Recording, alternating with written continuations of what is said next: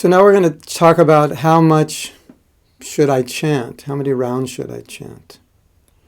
Well, when you're beginning, what you want to do is pick a number which you can maintain steadily.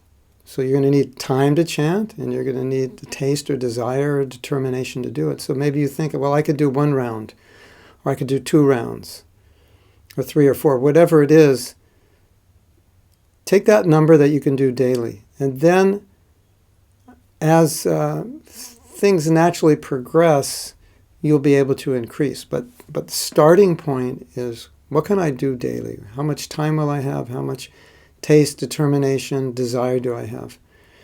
And be steady with that number. Now, the number, we should look at the number like it's like an appointment that you agree to.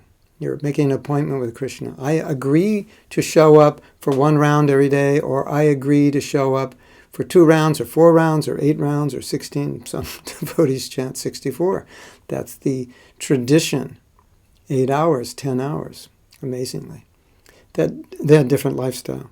But whatever it is, even if it's 1 round, then I'm telling Krishna, this is my appointment with you every day, and I agree every day to show up for 1 round, or 2 rounds, or 4 rounds. So think of it like that. It's like my time, my appointment with God. And then, how do you increase? When do you increase? Well, you increase naturally as your chanting gets better, as you get more of a taste, as you develop more of a desire to advance in Krishna consciousness. Naturally, you want to chant more.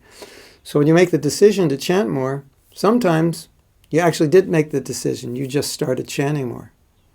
And sometimes you actually make a decision that I want to chant more. I think it'll be good for me. I like to do this. So then the same principle applies. Just move up to a number which you can maintain steadily. And always remember, when I increase that number, it means I have to block out that time. Now, sometimes it's easy to block time because I'll just stop doing something that's not important.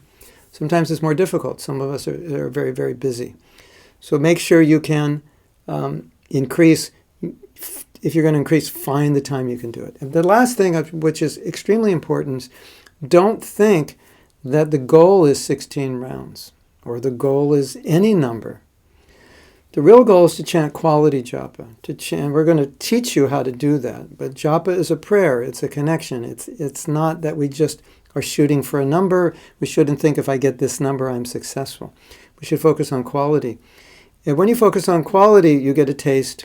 You'll get more realization. You'll get more inspiration.